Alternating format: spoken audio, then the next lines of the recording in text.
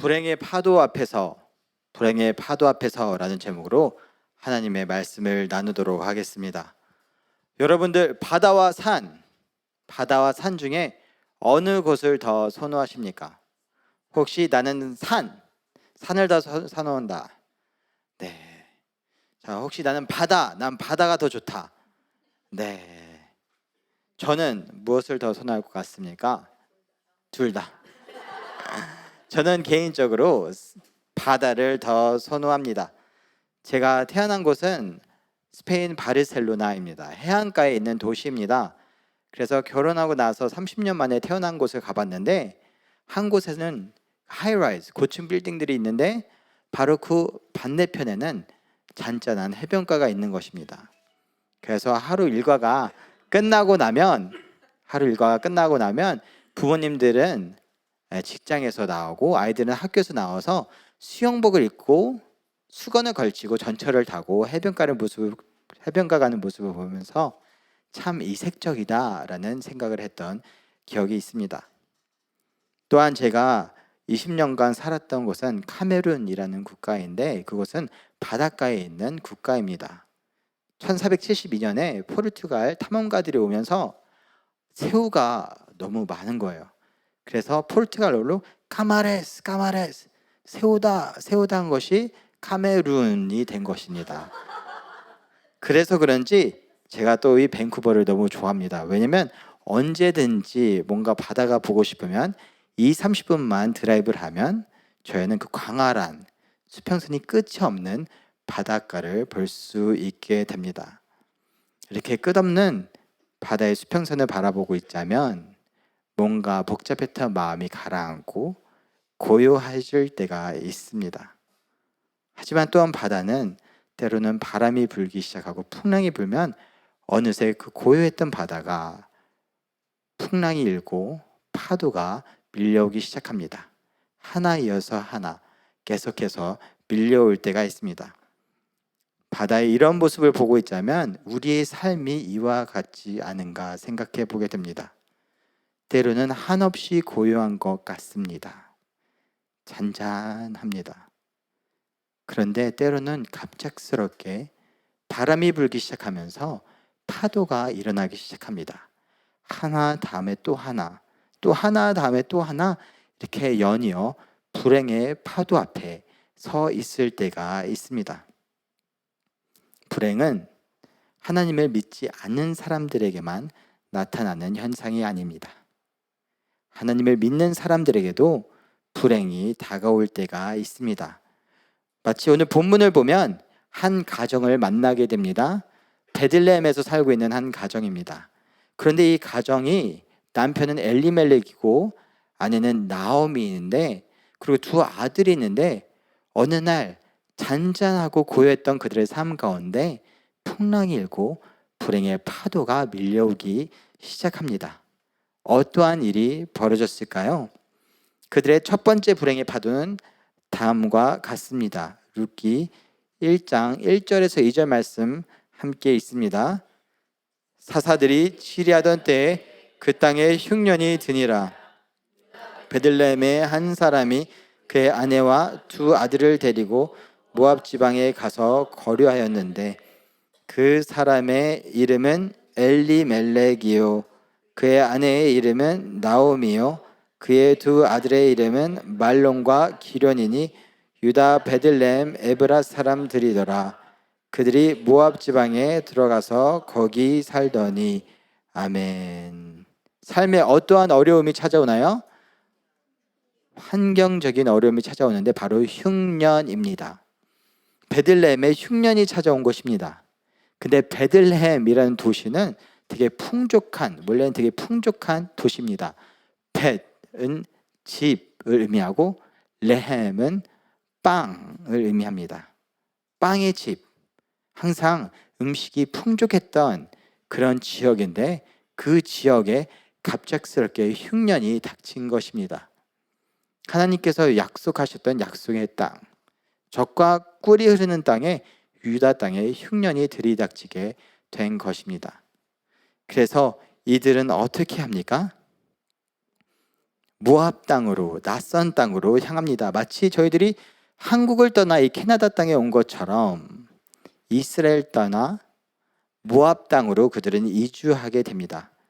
한 나라에서, 한 지역에서 다른 나라, 다른 지역으로 이주하는 것은 쉽지 않습니다. 분명 부모님들에게도 쉽지 않고 자녀들에게도 쉽지 않았을 것입니다.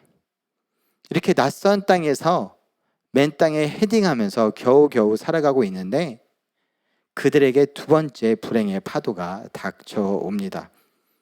3절 말씀 함께 읽습니다. 나오미의 남편 엘리멜렉이 죽고 나오미와 그의 두 아들이 남았으며. 아멘. 두 번째 불행의 파도는 무엇인가요? 남편의 죽음입니다. 어디서요? 이 낯선 모압 땅에서. 언어도 다르고 문화도 다르고 모든 것이 낯선 이 땅에서 겨우 맨 땅에 헤딩하면서 살아가고 적응해가고 있는데 그 가운데서 어떻게 됩니까? 남편이 죽습니다. 혼자서 아이 2명을 책임져야 합니다. 제가 캐나다에 산 지 어느덧 8년이 지났습니다. 그래서 어느 정도 캐나다에 개인적으로 익숙해졌다고, 정착했다고 생각을 합니다. 그런데 어느 날 갑자기 제 아내가 세상을 떠난다면 정말 막막할 겁니다. 첫째, 제 두 딸은 학교를 가고 데이케어를 가는데 막내는 집에 있습니다. 그럼 그 막내를 데리고 교회에 나온다면 설교문을 쓰던가 또는 행정 업무를 할 때 옆에서 막 컴퓨터 타자를 막 두드리고 있을 것입니다. 또 미팅을 하던가 회의를 할 때, 신방을 할 때 얘를 데리고 다니면 정말 막막할 것 같습니다. 하지만 두 번째로는 밥을 먹는 것 또한 문제입니다. 왜냐하면 저는 요리를 매우 못합니다. 지난 9년간 아내가 저에게 딱 한 번 요리를 부탁했던 적이 있는데 첫째 아이를 임신했을 때입니다. 너무나 떡볶이가 먹고 싶어서 떡볶이 한번 해주면 안 되냐고. 그래서 제가 요리를 잘 못한다라고 했더니 괜찮다고, 너무 쉽다고 그냥 말하는 대로만 하면 된다고 해서 그대로 해봤던 적이 있습니다. 고추장을 붓고, 해서 고추장을 볶다가 물을 붓고 그 다음에 떡을 풀어서 떡을 넣고 해서 시키는 대로 했는데 끝나고 났는데 떡볶이가 검은색인 것입니다. 분명히 빨간색이어야 되는데 고추장을 넣었는데 짜장 떡볶이처럼 검은색이 나온 것입니다. 그래서 아내가 한 입 먹고 나서 뵀더니 태어나서 먹어본 음식 중에 가장 맛이 없는 음식이라며 그 이후로 단 한 번도 저에게 요리를 하라고 말했던 적이 없습니다. 그런 제가 3명의 자녀에게 음식을 매일 만들어줘야 한다면 이 아이들은 상당히 곤욕스러울 것입니다. 그런데 이 나오미는 정말 막막했을 것입니다. 그 옛날 그 시절에 남편 없이 낯선 땅에서 남자아이 2명을 길러 하는 것, 너무나도 엄청난 어려움으로 그녀에게 다가왔을 것입니다. 그럼에도 불구하고 나오미는 싱글맘으로서 꾸역꾸역 어떻게든 2 아들을 길러냅니다. 그들은 장성하여 드디어 모압 여인들과 결혼도 합니다. 고생 끝에 낙이 온다고 장성하여서 결혼한 자식들을 보면서 위안을 삼았을 것입니다. 그래도 고생한 보람이 있구나. 이렇게 결혼을 하고 가정을 꾸린 자식들을 보다니 참 고생할 만했다. 그런데 그때 3번째 불행의 파도가 닥쳐옵니다. 4절에서 5절 말씀 함께 읽습니다. 그들은 모압 여자 중에서 그들의 아내를 맞이하였는데 하나의 이름은 오르바요 하나의 이름은 루시더라. 그들이 거기에 거주한 지 10년쯤에 말론과 기럨 2 사람이 다 죽고 그 여인은 2 아들과 남편의 뒤에 남았더라. 아멘. 그들이 거주한 지 10년쯤에 어떤 일이 일어납니까? 2 사람이 다 죽고 누구입니까? 2 아들이 죽게 됩니다. 남편 없이 2 아이를 키우느라고 얼마나 헌신적으로 살아왔겠습니까?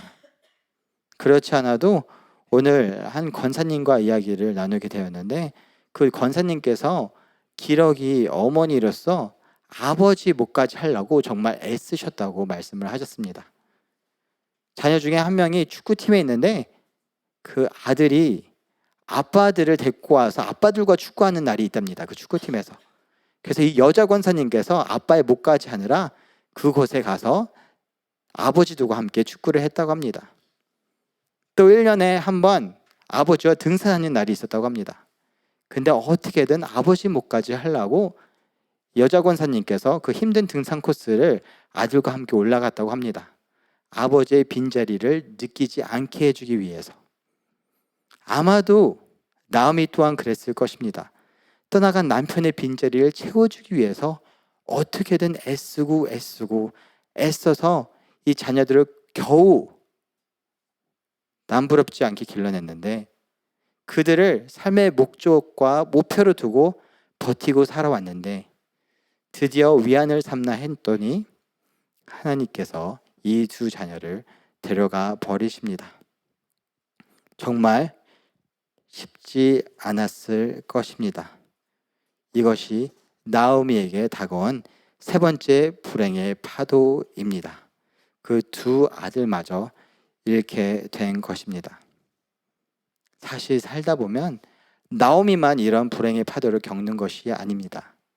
성경에도 수많은 다른 인물들이 이런 불행의 파도를 경험하게 됩니다. 그 중에는 욥이 있습니다. 욥도 수없는 불행의 파도를 경험하게 됩니다. 어떠한 불행의 파도를 경험하게 되나요? 욥기 1장 15절에서 17절 말씀 함께 있습니다. 스바 사람이 갑자기 이르러 그것들을 빼앗고 칼로 종들을 죽였나이다. 나만 홀로 피하였으므로 주인께 아뢰러 왔나이다. 그가 아직 말하는 동안에 또 한 사람이 와서 아뢰되 하나님의 불이 하늘에서 떨어져서 양과 종들을 살라 버렸나이다. 나만 홀로 피하였으므로 주인께 아뢰러 왔나이다. 그가 아직 말하는 동안에 또 한 사람이 와서 아뢰되 갈대아 사람이 새 무리를 지어 갑자기 낙타에게 달려들어 그것을 빼앗으며 칼로 종들을 죽였나이다. 나만 홀로 피하였으므로 주인께 아뢰러 왔나이다. 아멘. 종이 갑작스럽게 욥을 찾아와 욥에게 어떠한 소식을 전하나요? 종들이 죽었습니다. 양과 종들이 불에 타버렸습니다. 낙타를 빼앗겨 버렸습니다. 또 종들이 죽었습니다. 그가 갖고 있던 모든 소유가 순식간에 날아가 버린 겁니다. 이게 거저 주어졌던 게 아닙니다. 욥이 어떻게든 평생 애쓰고 애써서 모았던 그의 소유, 그의 양과 그의 낙타와 그의 종들이 순식간에 잃어버리게 된 것입니다. 혹시 여러분들이 평생 고생해서 겨우겨우 사업을 일으켰는데 그것이 망한 적이 있습니까? 어떻게든 겨우겨우 평생 일해서 돈을 모아서 집을 샀는데 그것이 사기당해서 날아간 적이 있습니까? 저는 장교로 군복무하면서 월급을 차곡차곡 모았는데 2년 반 근무하고 나니까 2만 불 정도가 모였습니다.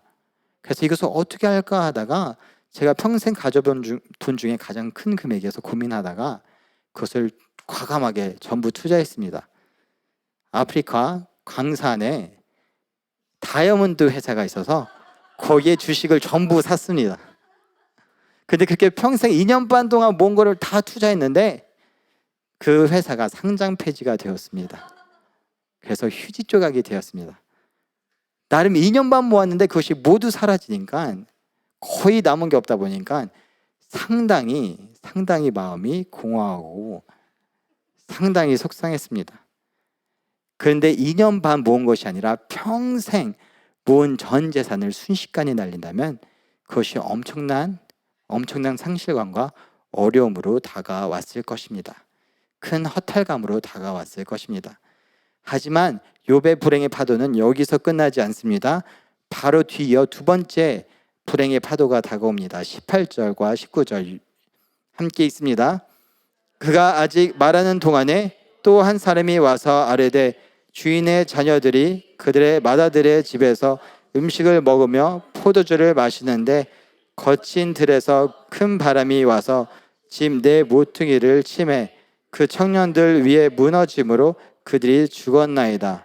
나만 홀로 피하였으므로 주인께 아뢰러 왔나이다 한지라. 아멘. 주인의 자녀들이 무엇을 하고 있습니까? 장남의 집에서 파티를 하고 있습니다. 사실 저희 집에 자녀가 3명인데 3명만 있어도 아침마다 한국 막장 드라마가 재현되고 있습니다. 어느 날은 너무 사이좋게 서로를 배려하면서 노는데 그 다음날 아침만 되면 또 첫째가 둘째랑 싸우고 또 둘째가 셋째랑 싸우고 이 막장 드라마가 계속해서 재현됩니다. 근데 욥은 3명이 아닌 몇 명 있습니까? 10명인데 어떻게 지내고 있습니까? 이 10명이 다 첫째 오빠 집에 모여서 파티를 하고 있습니다. 우애가 엄청나게 좋은 것입니다. 부모님이 바라만 봐도 흐뭇한 그런 우애를 지닌 매우 타이트한 그런 형제 자매였습니다. 근데 그런 그들에게 어떠한 일이 벌어지나요? 갑자기 바람이 불면서 집이 무너져서 순식간에 그들이 전부 10명의 자녀가 세상을 떠나게 됩니다. 전에 있던 교회에서 세월호 피해로 딸 아이를 잃었던 한 여자 지사님과 함께 신앙생활을 했던 적이 있습니다. 그 충격 때문에 한국을 떠나 이민을 왔습니다. 몇 년이 흘러도 그 딸아이 한 명 잃은 것에 대한 충격과 상처가 너무 커서 잊혀지지 않았습니다. 엄청난 상처입니다. 그런데 한 명이 아닌 10명의 자녀가 전부 순식간에 세상을 떠나게 되었습니다. 엄청난 상처와 고통이었을 것입니다. 그런데 욥에게 또 3번째 불행의 파도가 닥쳐옵니다. 욥기 2장 7절에서 8절 말씀 함께 읽습니다. 사탄이 이에 여호와 앞에서 물러가서 욥을 쳐서 그의 발바닥에서 정수리까지 종기가 나게 한지라. 욥이 제 가운데 앉아서 질그릿 조각을 가져다가 몸을 긁고 있더니. 아멘. 욥의 3번째 불행은 무엇입니까? 질병입니다. 발바닥에서 정수리까지 종기가 납니다. 어떠한 종류인지 모르겠지만 어찌되었든 엄청 아프면서도 간지러웠을 것입니다. 왜냐하면 질그릇 조각을 가시다가 계속해서 긁어내고 있습니다. 사실 저희들이 조금만 피곤해서 입술이 트기만 해도 상당히 아프지 않습니까? 물을 마셔도 너무 따가울 때가 있습니다. 근데 그러한 상처들이 발끝에서 머리끝까지 난다면 앉지도 못하고 눕지도 못하고 매우 불편했을 것입니다. 그냥 짜증이 그냥 올라왔을 것입니다. 이렇게 때로는 저희들의 삶 가운데 저희들이 예상치도 못하는 그런 상황 속에서 때로는 나오미처럼 때로는 욥처럼 한때는 너무나 고요하고 조용했던 삶 가운데 때로는 풍랑이 있고 역경이 일어나고 어려움이 다가오고 불행의 파도가 물밀듯 하나 다음에 하나 계속해서 이어올 때가 있다는 것입니다. 그런 경험 해보신 적 있습니까? 그런 불행의 파도 앞에서 어떠한 모습을 저희들은 보여야 할까요? 성경에 보면 2가지 반응들이 있는 것 같습니다. 한 부류의 사람들은 이 불행의 파도 앞에서 이것을 어떻게 반응하냐면 이것에 대해서 하나님을 탓하고 하나님을 욕하고 하나님으로부터 더욱 멀어지게 만든다는 것입니다. 하나님으로부터 더욱 떠나가게 만든다는 것입니다. 바로 욥의 아내가 그와 같은 반응을 보입니다. 욥기 2장 9절 말씀 함께 있습니다. 그의 아내가 그에게 이르되 당신이 그래도 자기의 온전함을 굳게 지키느냐? 하나님을 욕하고 죽으라. 뭐라고 말합니까? 하나님을 욕하고 그냥 죽어버려. 하나님 탓이잖아. 하나님 때문이잖아. 하나님을 욕해. 그냥 하나님으로부터 그냥 떠나가. 이렇게 하나님으로부터 더욱 멀어지는 사람들이 있다는 것입니다. 불행의 파도 앞에 서면 그것을 버티지 못하고 하나님을 탓하고 하나님을 비난하고 하나님을 욕하고 하나님으로부터 멀어지는 사람들이 있다는 것입니다. 나오미의 가정이 그 첫 번째 불행의 파도 앞에서 이런 비슷한 반응을 보였습니다. 룻기 1장 2절 말씀 함께 읽습니다. 그 사람의 이름은 엘리멜렉이요 그의 아내의 이름은 나오미요 그의 두 아들의 이름은 말론과 기련이니 유다 베들레헴 에브랏 사람들이더라. 그들이 모압 지방에 들어가서 거기 살더니. 아멘. 어떠한 반응을 보입니까? 그들이 살고 있던 곳은 어떤 땅입니까? 약속의 땅. 하나님이 약속해서 주신 땅. 하나님의 임재하심이 있는 땅. 하나님을 향한 예배가 살아있는 땅. 근데 그 첫 번째 환경적인 불행의 파도가 닥치자 그들은 어떻게 합니까? 예배가 없는 땅. 하나님이 약속하지 않으신 땅. 하나님이 약속하신 땅으로부터 더 멀어져 가는 겁니다. 그것이 그들의 첫 번째 반응이었던 것입니다. 때로는 저희들은 그 불행의 파도 앞에서 어떠한 반응을 보이냐면 하나님을 탓하고 비난하고 하나님을 욕하고 하나님으로부터 멀어지는 반응을 보일 때가 있다는 것입니다. 하지만 우리 신앙인들은 이러한 모습으로 이 불행의 파도 앞에서 반응하면 안 됩니다.